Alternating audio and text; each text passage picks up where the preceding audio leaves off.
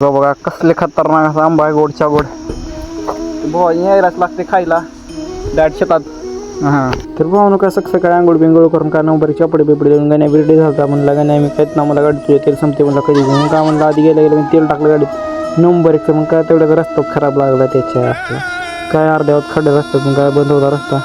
तसंच हाळ्यातून काढत मी आलो शेताकडं. काय तेवढ्यात हे आपले कार्यकर्ते होते वाटच बघला ती माझी. मी म्हणलं तुमचं काय चावड्याच्यात ना म्हणलं तुम्ही काही करा. मग काय तसं दाबत आलो मी शेताकडं. मग शेताकडं आल्या वेळेला दर्शन घेतले की म्हणलं आपल्याला आंबे काय दिसत होते वंश झाडाला खाली पडलेले होते. नंबर एक पिकलेले होते ते बी. कसे आहेत नंबर एक असले माल म्हणतात म्हणून तर डबल एसचा कट्टा आणला होता डायरेक्ट.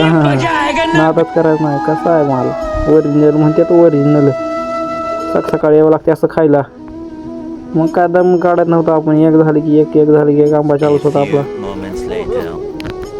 आंबा एवढा भर लागला की एक झाली की एक लगेच दुसरा झाली की लगेच तिसरा आंबा लगेच तिसरा झाली की चौथा आंबा.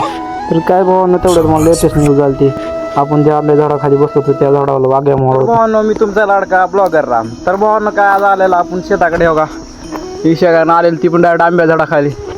हो का बघा कसले खतरनाक असा आंबा आहे गोडच्या गोड. भावा यायलाच लागते खायला डायरेक्ट शेतात. हां